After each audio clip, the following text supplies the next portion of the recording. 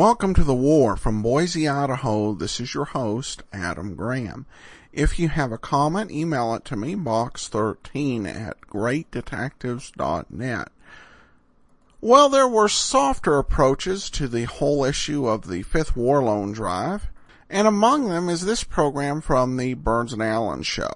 In the previous week's program, George had received a telegram meant for Dinah Shore proclaiming him Kansas City's favorite singer.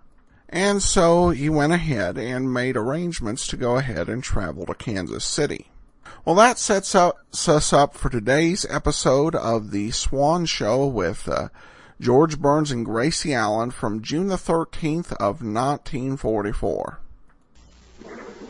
From the Municipal Auditorium in Kansas City, Missouri, on behalf of the Fifth War Loan Drive, Swan, the new white floating soap, brings you George Burns and Gracie Allen, our guest Dinah Shore, with Felix Mills and his orchestra, and yours truly, Bill Goodwin.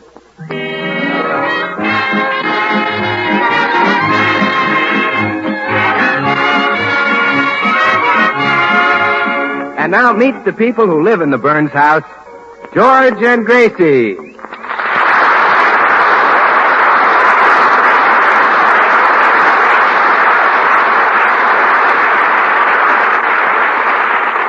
Well, last week, the Kansas City Chamber of Commerce sent a telegram addressed to Kansas City's favorite singer and intended for Dinah Shore.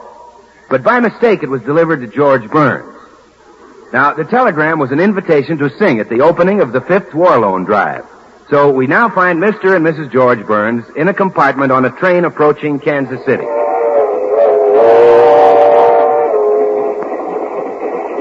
Gee, I still can't get over it. They picked me as Kansas City's favorite singer. Oh, yes, and this is only the beginning, George. You go from one triumph to another. Broadway musicals, the concert stage, grand opera, and finally, a singing commercial for Pepsi-Cola. Do you think they'll like me in Kansas City? Well, of course, darling. Well, you'll be the toast of Missouri. Sugar Throat Burns, the Ozark Lark. Oh, Kansas City, here I come. Right. George. Back. George. Where? George. George. George. George. You mustn't tire out those little silver tonsils. Thanks. I wonder if I'll be nervous singing in that big auditorium in front of 12,000 people. Well, of course you won't. Just remember that you're up there to sell war bonds. And not only that, but you're helping to increase Kansas City's beef production. Beef? Beef production? Well, that's what Bill Goodwin said. He said that when those people hear you sing, they're going to raise the biggest beef in history. I wonder how he meant that. Of course, dear. What makes this trip even more thrilling is the fact that we were married right here in Kansas City. I know. This'll be a second honeymoon for us. Oh, yes. George, let's stop at that same little hotel where we spent our first honeymoon. We'll get the same room. Okay. Everything will be just the same. I even want you to wear that same darling little nightshirt. All right. Oh, I'll never forget our wedding night. When you walked out in that nightshirt, I thought Mother would die laughing.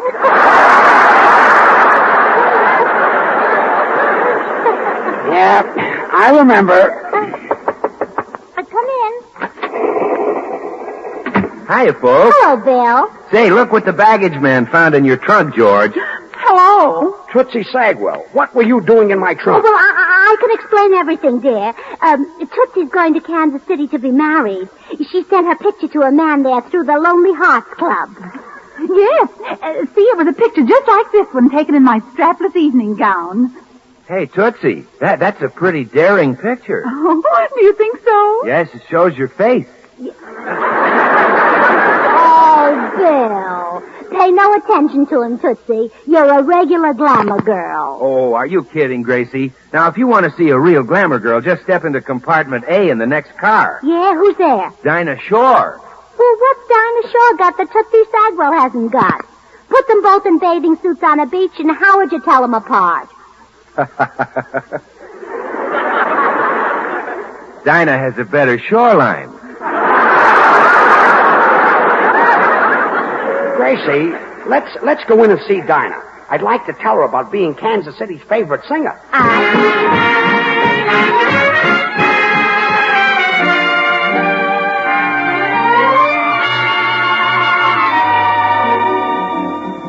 Well, George and Gracie. Hello, Dinah.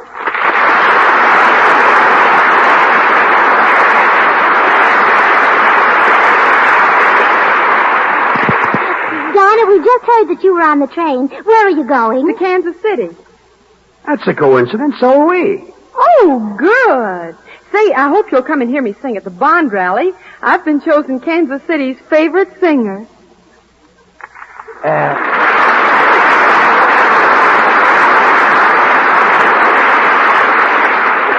You have? Well, this is a coincidence. George has been chosen Kansas City's favorite singer, too. George? Yes. Oh, well, I guess I'm supposed to be their favorite girl singer, and George is their favorite boy. Man.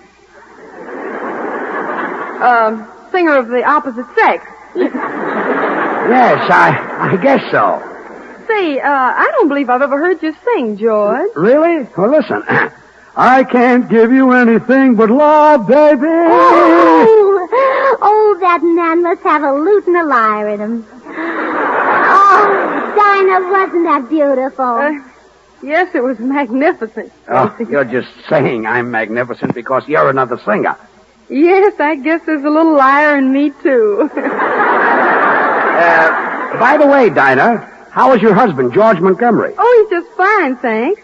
Say, Gracie, there's another coincidence. You married a man named George, and I married a man named George. Yeah, you married a big, handsome actor? And you married a man named George.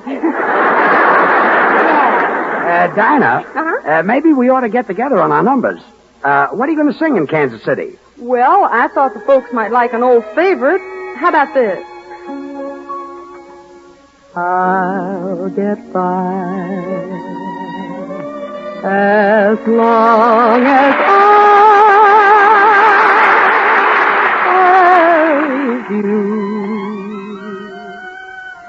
Though there be rain and darkness too,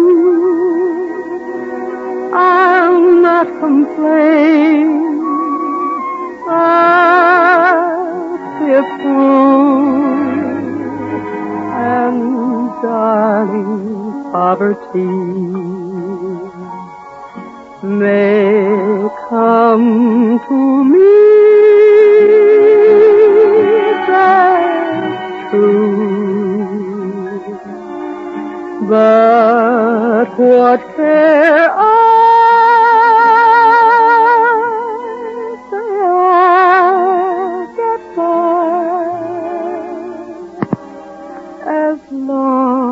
As I have you.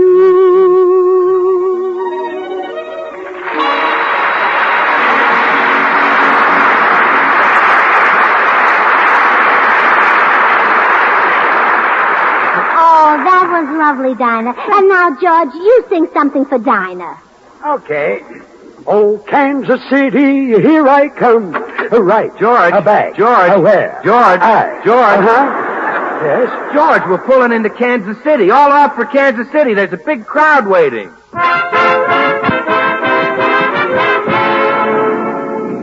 Oh, wasn't it clever of me, George, the way I sneaked you off the back of the train and into this taxicab? Yeah. I still don't know why you did it. Well, didn't you see that mob of young girls at the station? I didn't want those Bobby Sockers to tear your shirt off like they do Frank Sinatra. But, Gracie, they wouldn't think I was Sinatra. Well, they might, with your shirt off.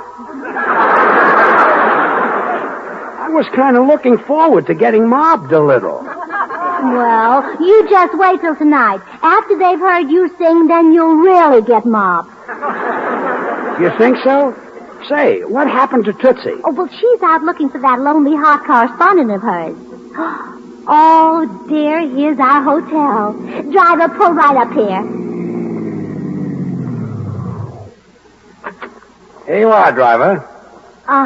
Well, George, there it is. The same hotel you took me to the day we were married. Yeah. The Packing House Plaza. Rooms, $1. Gee whiz, the rates have doubled since we were here.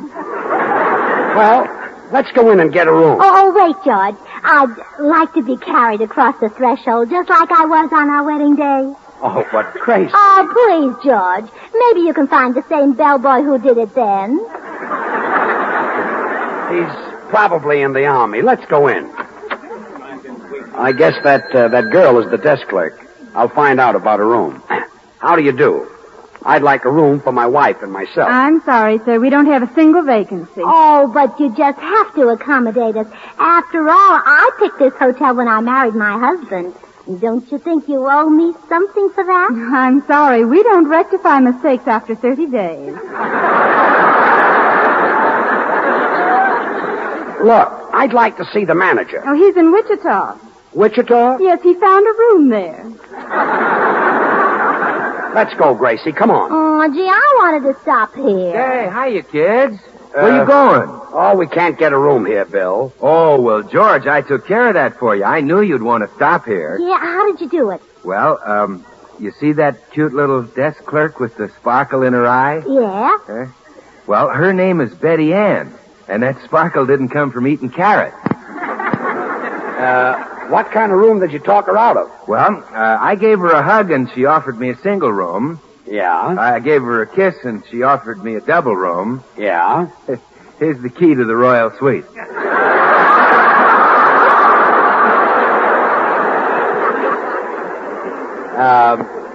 How did you get that? Well, gave her a bar Swan soap, George. You know, that's Swan, the new white floating soap that's 4 soaps in one.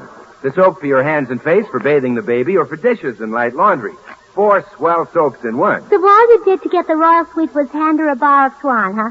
Well, tonight we're going to take a little picnic supper out to Swope Park, and after supper we'll stroll over to the lagoon. Yeah, and then what? Well, what do you suppose? We'll put the supper dishes in the lagoon and wash them with Swan. Gee, I'll show Betty Ann how those long-lasting Swan suds make short work of washing dishes even in hard water. And I'll tell her that Swan's so mild and gentle, it's not only kind to her hands, but it's wonderful for her complexion, too. Oh, hello. Here you are, George and Gracie. How you, Bill? Hello, Dinah. Well, I'll be seeing you folks in the auditorium. Gracie, Bill told me you were going to stop here, but why this hotel? Why don't you come over to the Mule Box? Oh, no, Dinah. This is our honeymoon hotel. It reminds me of George. But it's so old and broken down and... Oh, I see what you mean. Yeah, Gracie and I were married right here in Kansas City, Dinah. Yes. My whole family came to the wedding. And when the preacher said, if there is anyone present who knows why this marriage should not take place, well, you never heard such shouting and screaming in your life? Gracie's family didn't exactly approve of me. Oh, Mother cried and cried.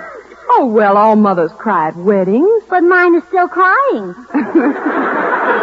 I don't think Dinah is interested in our honeymoon talk, Gracie. Well, how can I help but talk about it?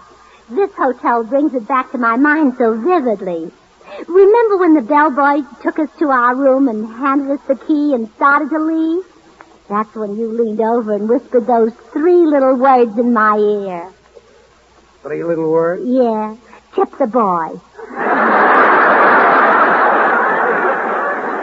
That's right. Well, that's enough. Dinah and I have to be getting over to the auditorium to rehearse. Dinah, I think I'll do my opening number with a lot of rhythm. You know, I can't give you anything but love. Oh, baby, Oh, no, baby. no, no, darling. No. Oh, dear, no. Sing it smoothly. You mustn't jerk those delicate tonsils out of position. Well, what do you think, Dinah? Well, I agree, George. You did sound pretty jerky. Well, you two songbirds run along to the auditorium. I'm going over to the Chamber of Commerce and thank the head of the bond rally for inviting us here.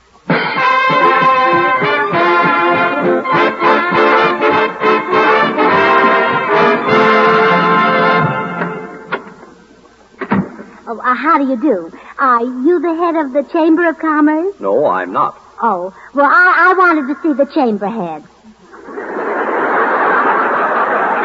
Well, Are you the head of the bond drive? No, I'm the head of the fat salvage drive. Oh, you're the fathead. Well, I'm Mrs. Burns, and I just wanted to thank Kansas City for inviting my husband here. Who is your husband? Sugar Throat Burns.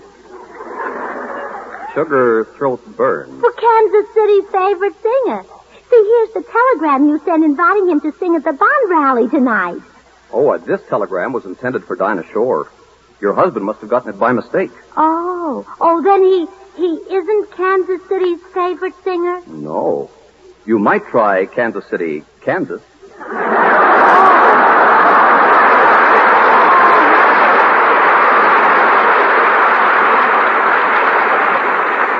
Oh, dear, this will break his heart. I better get him out of town before he finds out.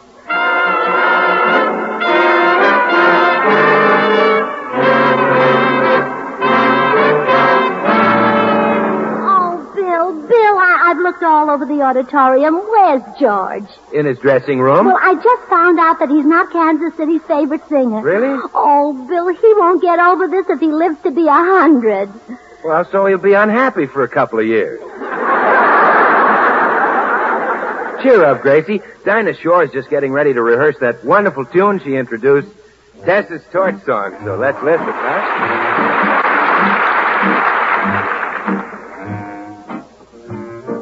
I had a man. He was a good man. That is, you see, what I mean is I thought he was a good man. I had a friend. She was a good friend. I told my friend about my man, 'cause I thought she was a good friend. Life was sweet. Didn't I have my man? World complete. Then the fireworks began. Ain't got no man, ain't got no friend. I'll bet you can guess just exactly what happened. That was the end of my friend, the end of my man, and darn near the end of me. Of me.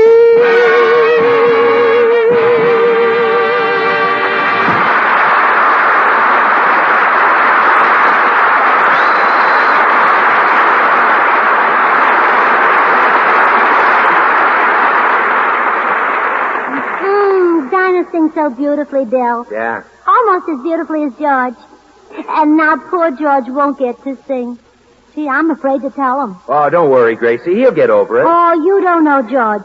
When he finds out he's not Kansas City's favorite singer, he might do something desperate. No. Why, he's liable to throw himself under the mayor's car and let the oil out. Impetuous boy. Oh, the poor darling. He's in his dressing room right now rehearsing. Just listen, Bill. Till that lucky day, you know darn well. Why, if Kansas City could hear that glorious voice, they'd keep him here forever. You think so? Well, if you lived in Kansas City and George sang here, what would you do? I'd make the San Fernando Valley my home. Well, I gotta be getting out onto the stage. Oh, dear, I hate to tell George. His face will drop just like his chest did. Oh, Gracie, I heard the news about George not singing Oh, tonight. Dinah, maybe you can fix it. Have George put back on the program. Oh, gee, I'm sorry. I can't, Gracie. Besides, I wouldn't worry. It's not a matter of life or death. Well, no, yes, it is. That's why you've got to help him. George is in his dressing room right now standing on a chair with a rope around his neck. And if he doesn't sing... You mean he's gonna... Oh, yeah, I'll peek in and see if he's all right. Oh, Dream a while, scheme a while, you're sure to find. Gee, somebody must have kicked the chair out from under him. No, that was George singing. Well, I never would. Oh, Gracie, here comes Mr. Higginbottom, the man in charge of music tonight. Why don't you speak to him? Oh, Dinah. Yes, sir. Better get on stage. We're ready to start. All right, Mr. Higginbottom. I'll see you later, Gracie. Mr. Higginbottom, wouldn't you like to have Mr. Burns, the famous radio star, on the program tonight? Mr. Burns, is he here? Yes, right in this dressing room. Listen. Happiness, and I guess all those things you've always pined for. Well, there you are. That's wonderful. And he brought along his bazooka. No. That was George Burns. He was singing. He was? Yes. Won't you let him sing on the program tonight, Mr. Higginbottom? I'm afraid I couldn't. Well, couldn't you just let him sing a duet with Dinah Shore? I'd rather not. But singing seems much better than soloist. Now look at the Merrimacs. Where would Mary be without Max? Well, how about it, Mr. Higginbottom? I'm sorry, Mrs. Burns. And now, if you'll excuse me, I must get into my office. Oh, poor George. How will I... Gracie, I'm so miserable. Oh, Tootsie, what happened? It's my Kansas City man.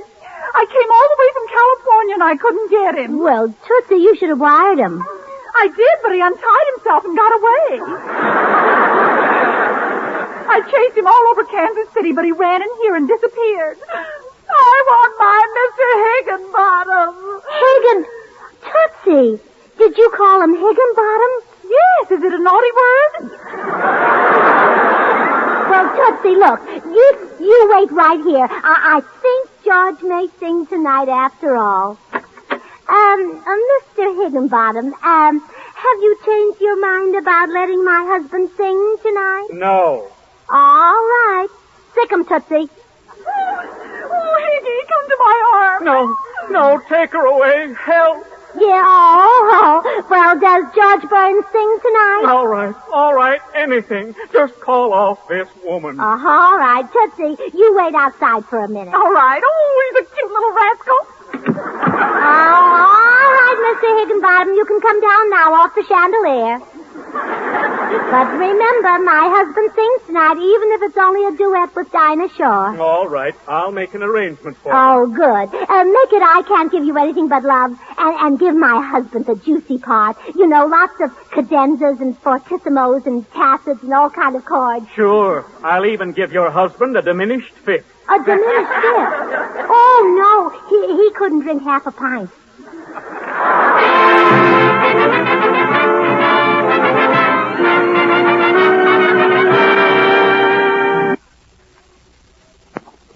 Scrape up the most you can. Here comes the freedom man, asking you to buy a share of freedom today.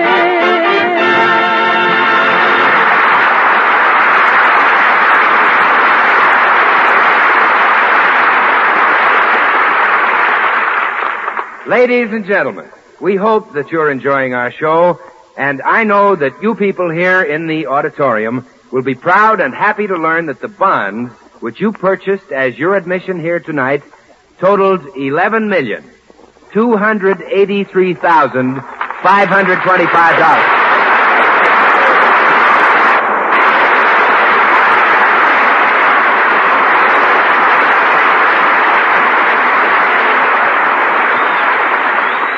George, Gracie, Dinah, myself, and all of us thank you for letting us help get the Fifth War Loan off to such a rousing start.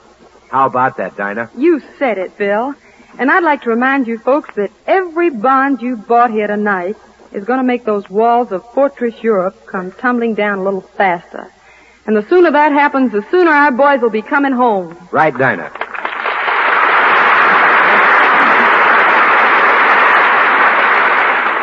And remember, folks, every time you buy a war bond, you're buying a hunk of happy future for yourself and your children. So let's all get in there and invest every dollar we can possibly scrape together. And keep backing the attack. Buy more than ever before. And now for the grand finale of our show. George Burns is waiting in the wings to entertain you. So, without further ado, I present one of Hollywood's greatest talents, one of the finest artists I have ever worked with, that great entertainer, Mrs. George Burns.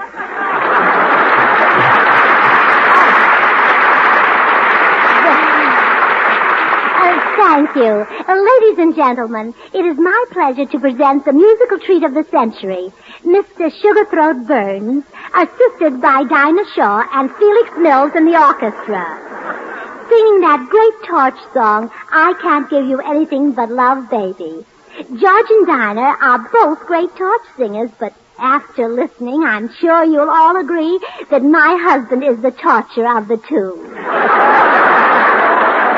Incidentally, this arrangement was made by Kansas City's own musical director, Mr. Higginbottom. Well, here they are, George Burns and Company.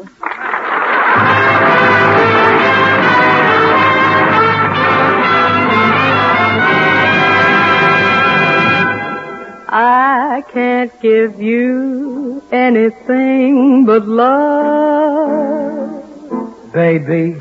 That's the only thing I've plenty of. Baby. Dream a while, scheme a while, you're sure to find happiness, and I guess all those things you've always pined for. G. I'd like to see you looking swell. Baby. Diamond bracelets Woolworth doesn't sell. Baby.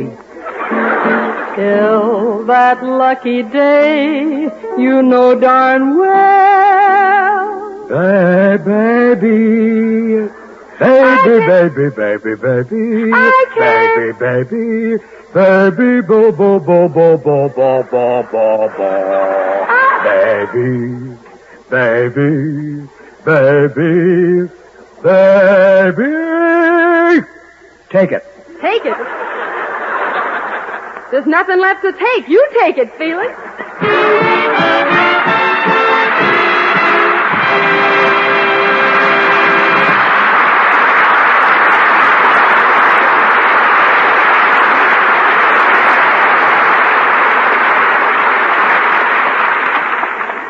Before we go now, George and Gracie would like to speak to you. All right, Gracie. Thanks, Bill. Ladies and gentlemen, when you listen to the invasion news, it makes you feel sort of helpless. Helpless because you realize just what our boys are going through, and all we can do is listen to what is happening. But actually, we can do more than listen. We can help those boys. We can help them by buying war bonds.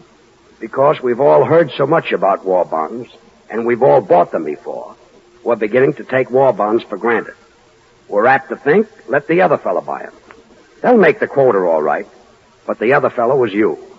Don't forget that without the war bonds you bought in the past, there never would have been an invasion.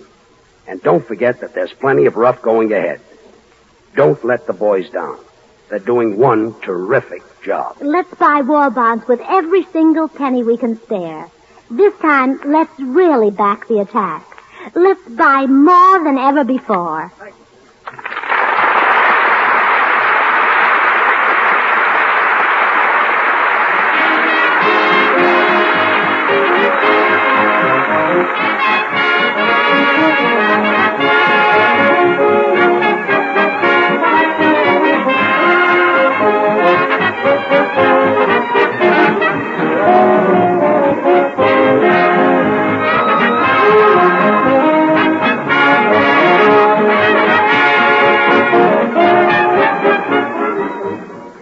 Our guest, Dinah Shore, is heard every Thursday night over this same network and appeared through the courtesy of Bird's Eye Frosted Foods.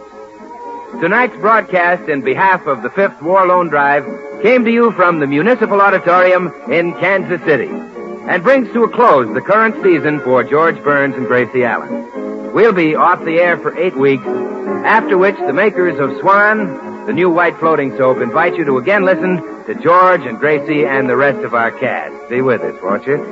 This program is broadcast to our servicemen and women all over the world through the facilities of the Armed Forces Radio Service. And now, till next August 15th, this is Bill Goodwin saying, well, I swan, how about you?